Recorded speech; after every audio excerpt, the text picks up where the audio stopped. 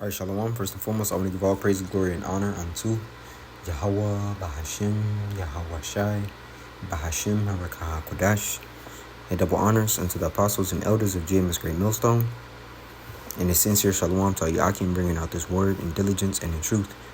And now, this is the video that Elder Amon Gabar was speaking about concerning, Moab, and then basically getting loans and or grants, to start fast food businesses or Chinese food businesses in the hood where Jake is at, man. So I wanted to bring some edification onto it and bringing it to the body.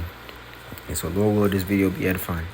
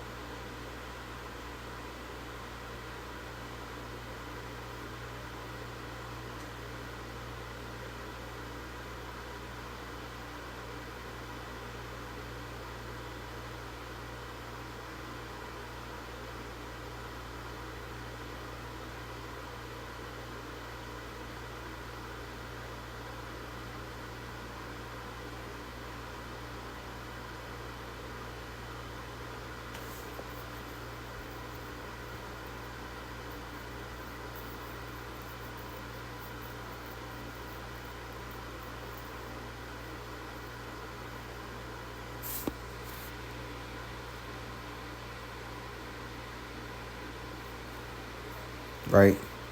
And that's just the truth. Matter of fact,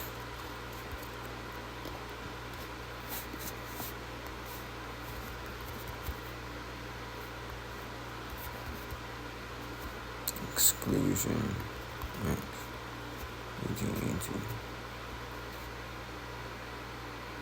Right? Let's go on to it. It says the Chinese Exclusion Act was a U.S. federal law signed on May 6, 1882 by President Chester A. Arthur. It was the first major U.S. law to restrict immigration based on nationality or ethnicity. Why it was passed: rising anti-Chinese sentiment in the western U.S., especially in Cali, economic fears after the Panic of 1873, many white workers blamed Chinese laborers for low wages and job competition. The same thing that Esau blames Jake for today. The so-called Mexicans and Hispanics, so to speak, man. Right? The Northern Kingdom. They say, oh, well, they're taking all the jobs.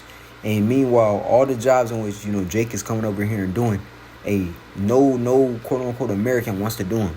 He ain't about to be in the fields of the crops, picking fruit and vegetables for super low wages. But they complain about these things, man. Issachar in the Northern Kingdom, they do it. Right? It says economic fears after the Panic of 1873. Many white workers blame Chinese laborers for low wages and job competition. Political pressure from labor groups. The law suspended immigration of Chinese laborers for 10 years and declared Chinese immigrants ineligible for U.S. citizenship. It required Chinese residents to carry special documentation, and this prevented Chinese workers from bringing family members. Extended in 1892 by the Geary Act, which required Chinese residents to carry identification papers or face deportation, right? It said made permanent in 1902, which led to decades of discrimination and segregation of Chinese communities. The law was finally repealed in 1943 by the Magnuson Act during World War II, when China was a U.S. ally against Japan. It marked the first time the U.S. banned immigration based on race, nationality, and had lasting effects on Chinese American families and communities. Talk about how this further down the line only allowed Chinese businesses, restaurants to be built and ran in low social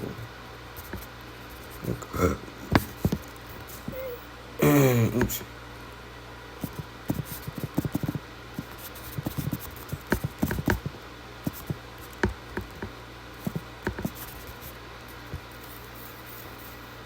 Come on now, man. That's Satan. That's Satan.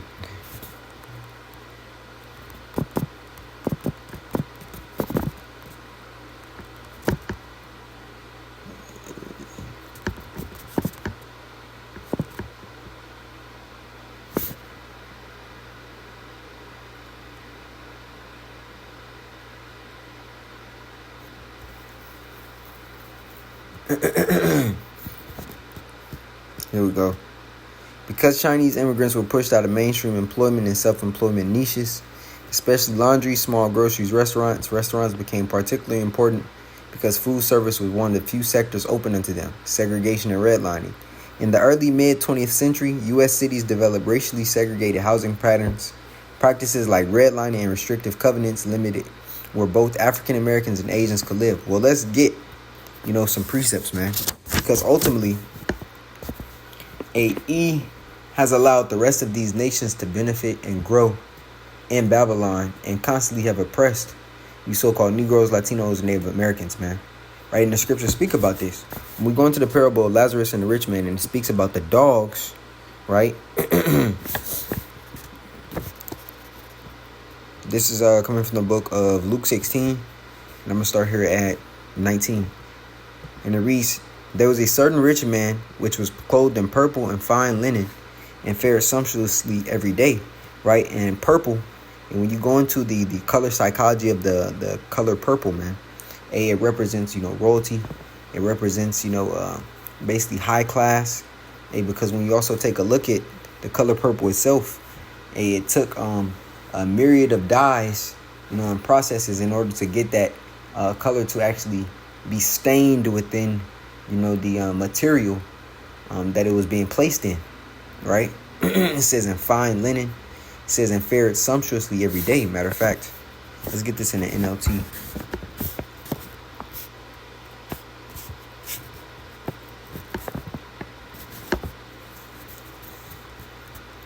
Right? It says, "There was a certain rich man, who was splendidly clothed in purple and fine linen, and who lived each day in luxury.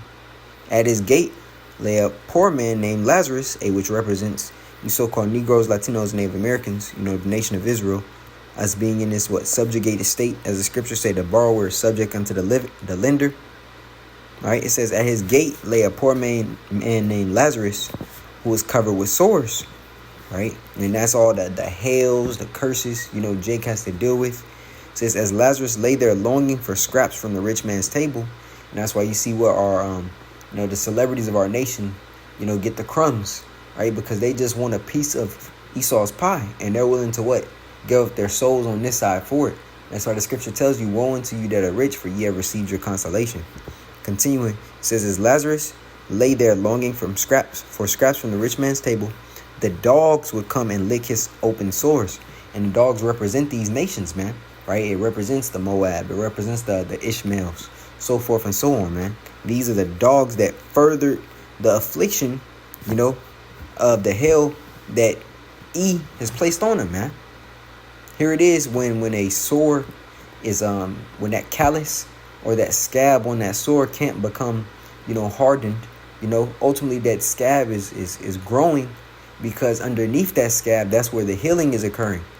But when it's constantly being wet, when that scab is constantly being moved, that healing process is halted, which causes what? It causes even more pain. It causes even more disease. And ultimately, that's what they're doing, or that's what they've been doing unto you so-called Negroes, Latinos, and Native Americans. Here it is that in every hood, all across Babylon, and you have Moab set up with their restaurants, with their grocery stores, with little China, man, right? All across the hood. And what are they serving you? They're serving you greasy ass noodles, with dog meat, right? Or with rat meat, so forth and so on. Rat, cat, dog. All of that is within it, man. And they coming right in your hood, posted up. And Jake does what? Jake goes into those businesses and eat that food every day. Chow mein, lo mein, shrimp fried rice. All the bullshit that's ultimately leading to a high blood pressure, high cholesterol, diabetes, so forth and so on, man. Right? So they're benefiting from using you, because they don't take this money and invest right back into Jake's neighborhoods. No, they exploit you, and they take that money back to where they stay. Right? And this is the system that Esau has allowed them to enter into, because he hates you. That's why that redlining process occurred. He has never been for our favor, man. Right? As the scripture says, "Can the Ethiopian change his skin, or the leopard his spots? Neither those that are accustomed to the good evil, Which means what? Every step that he takes, even if it's, him putting hell on the heathen, guess what? He still rather give the heathen a position over you, above you, man. Right? So I'm going to keep reading. It says, in desiring, KJV, in desiring to be fed with the crumbs which fell from the rich man's table, moreover, the dogs came and licked his sores. And it came to pass that the beggar died and was carried by the angels into Abraham's bosom. The rich man also died and was buried. And in hell he lifted up his eyes, and that hell represents a condition. It's not speaking about some place under the earth where you're burning forever, man. No. It says, being in torments and seeing Abraham afar off and Lazarus in his bosom, right? And now it's time for Lazarus to live, Now it's time for him to be on that throne, so to speak, or be in the position to where he's ruling. That's why the scripture says in the book of, I believe it's Ecclesiastes, it says, I've seen servants upon horses and princes walking as servants upon the earth. Hey, well, Yahweh Shema Shai is about to flip that, man. Right? He's about to lift up that beggar from the dunghill. Right? Because it's nothing for the Lord to make a rich man poor and a poor man rich. And this is ultimately what we're in the transition of going through. Right? This kingdom has to fall in order for the kingdom of Yahshua Allah, right, to rise, man, and to be forever. It says, and in hell he lift up his eyes, being in torments, and seeth Abraham afar off, and Lazarus in his bosom. And he cried and said, Father Abraham, have mercy on me, and send Lazarus, that he may dip the tip of his finger in water, and cool my tongue. For I am tormented in this flame. So now he has to feel it. Now the heathen have to fill that position, man. Right? Now they're going to be the servants and handmaids in the kingdom to come. Right? Matter of fact, I want to grab another precept, to back this. This coming from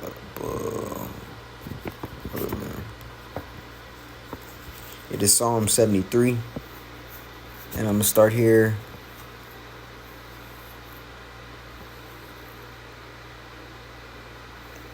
Psalm 73 and 3 in the NLT says, for I envied the proud when I saw them prosper despite their wickedness. Right? And this is Jake's mindset. They always ask, well, how is this nation ruling over us? If we the princes of the power, then why are we going through this? Ultimately, it's due to our disobedience, right? We went off as a nation, and what? Number one commandment being, thou shalt have no other God before Yahweh Bashmi Shai. Jake did exactly that, right? So Yahweh Bashmi Shai made sure that this is the last ass whooping, that we're ever going to have, because after this one, the law is going to be written within our inward parts, and we're never going to be able to go off again, right? But at the moment, Jake is seeing that the rest of everyone else around us is rising, and it looks like it's no hope for us, right? It says, for I envy the proud when I saw the prosper for I envy the proud when I saw them prosper despite their wickedness. They seem to live such painless lives. Their bodies are so healthy and strong, right? You take a look at Moab, man, and these niggas eat everything, right? They'll anything you can snatch out of the sea, they gonna throw it in the soup, and they're gonna devour it, man. They don't get sick. You don't see these niggas on no type of medication or machines, but ultimately, they're heathens, right? So our diet is different. We're created special, man.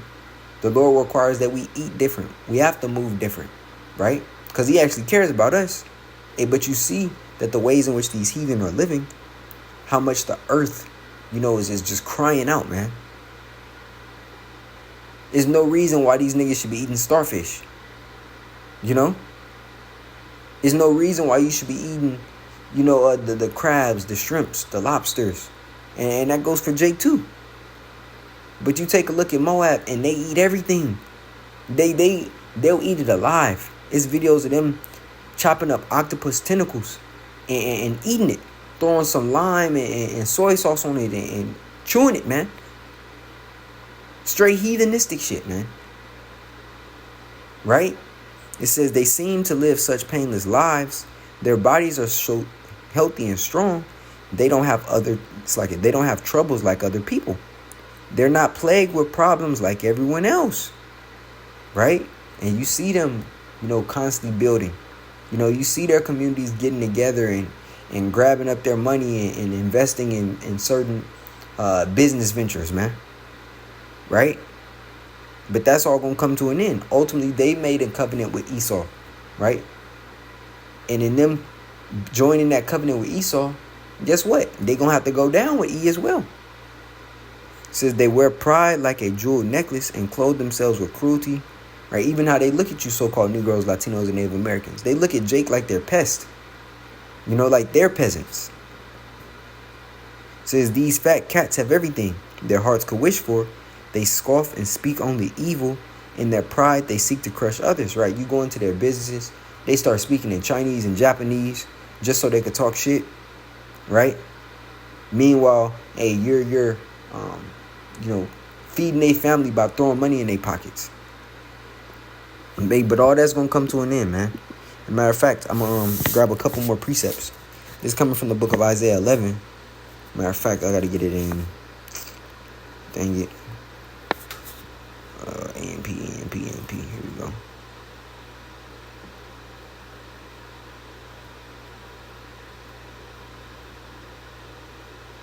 Lord, I did it. So let me go back. Yeah. Edit. I'll put them back up there. Parallels. Get the AMP real quick. Boom. All right. This is Isaiah 11. Right? Because, hey, they have to get the same fate as Edom. It's Isaiah 11, I'm going to start here at verse 14. Right? Because when you go into the book of Psalms, the 83rd chapter. Matter of fact, let's grab that. Psalms 83. And I'm, started this third verse. I'm reading AMP. It says, they concoct crafty schemes against your people and conspire together against your hidden and precious ones. They have said, come and let us wipe them out as a nation. Let the name of Israel be remembered no more, for they have conspired together with one mind against you. They make a covenant, and it's going to name the nations who have all been in cahoots to basically overthrow us. It says the tents of Edom and the Ishmaelites of Moab, there they go right there, and of the Hagrites, Gabal and Ammon and Amalek, Philistia with the inhabitants of Tyre, right? So these are all the nations, and there's more that's not on the list, because ultimately all nations are against Israel, man. They all seek to overthrow us and to keep us in this position to where we're subjugated unto them, right? But this just goes to show you they all consulted together, all with one consent, right? Will write out laws to exclude them from certain things. But he'll then give them the privilege to join with him if they overthrow us. Right? And they, with no hesitation, agree. So guess what? Hey, they gonna be servants, man. They gonna be slaves in the kingdom. And under righteousness. And they need it. Because the heathenistic nature of them, there is beast. This is Isaiah 11, verse 14. And it reads, AMP2, by the way. It says, Ephraim and Judah will unite and swoop down on the slopes of the Philistines toward the west. Together they will plunder the sons, Arabs of the east. They will possess Edom and Moab. And the sons of Ammon will be subject to them. Right? They will be subject to them. Let's go into that word subject. Matter of fact, it says shall obey them in the KJV. Let's go here. H49:28 for the word subject. It says subjects, body of subjects, listeners, obedient ones, right? It says obedient ones, obedient ones. Shall be their subjects, right? One that's subjected unto you is ultimately what? Bound unto your rule. Going into the root word.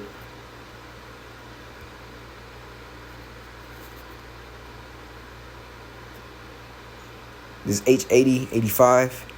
It says Shammai, right? To hear, to listen, to obey, to hear with attention or interest, right? To listen, to give heed, to obey, or to be obedient, right? To cause to hear. to cause to be heard, to diligently discern, give ear to obey. It says to publish, to proclaim, to perceive. Right? So, hey, you can only send forth out that decree to be heard or to cause them to hear if you're what? If you're in power. That's why under this rule, you have to be subjugated unto what? Unto the powers that be. So in the kingdom to come, guess what? They're going to be subject unto who? Unto Yashar Allah, princes of the power, man. Right? So I'm reading again, Isaiah 11:14. Says, Ephraim and Judah will unite and swoop down on the slopes of the Philistines toward the west. Together they will plunder the sons, Arabs of the east.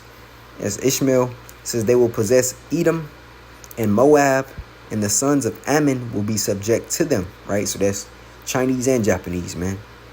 Will be subject to them. And the Lord will utterly destroy the tongue of the sea of Egypt. In a scorching wind, he will wave his hand over the river. He will strike and divide into 7 channels and make it possible for people to walk over in sandals. That was the point. Verse 13-14.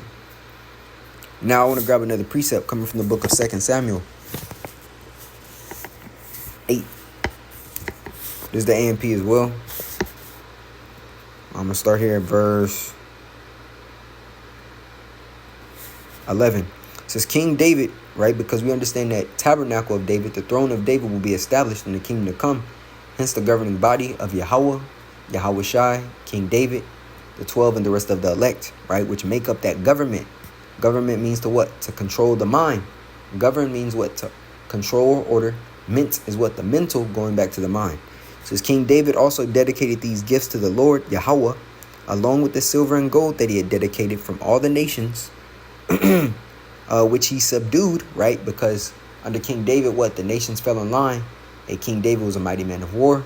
And through that war, right, the nations were put in fear. He had forth garrisons in the land of Edom. And the rest of the nations were in subject. And that's ultimately how, through that 40 years of war, King Solomon was able to have, what? 40 years of peace, right? Due to the blood that King David was shedding. So to continue, it says, King David also dedicated these gifts to Yahweh, by Hashem Yahweh Shai, along with the silver and gold that he had dedicated from all the nations which he subdued. From Aram, Syria, Moab, the Ammonites, the Philistines, and who?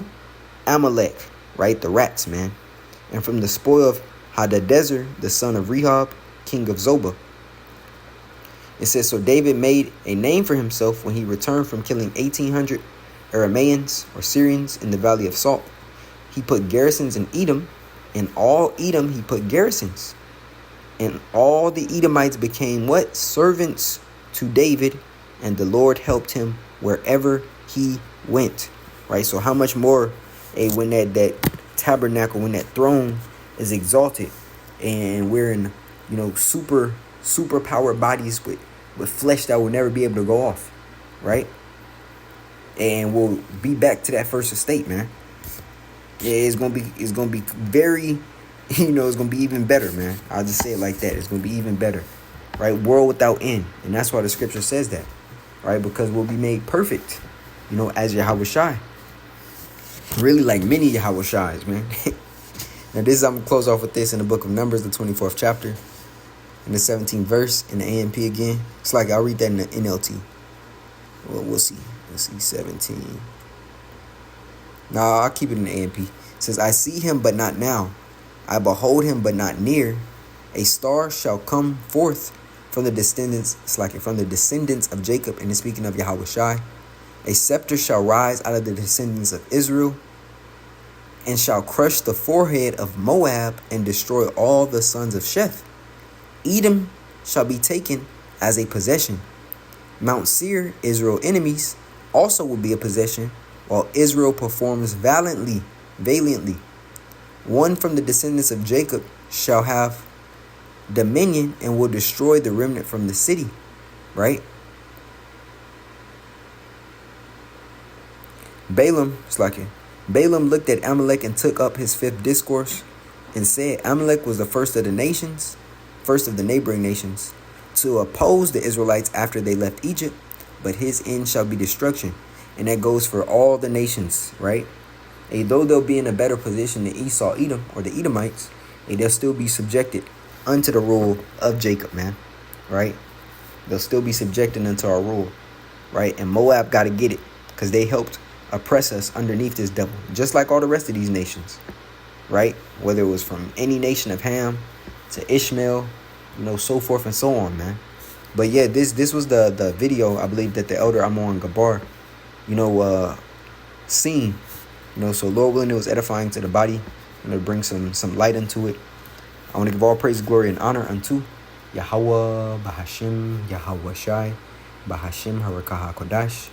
I double honors unto the apostles and elders of GMS Great Millstone, and a sincere shalom to Yakim, bringing out this word in diligence and in truth. Shalom.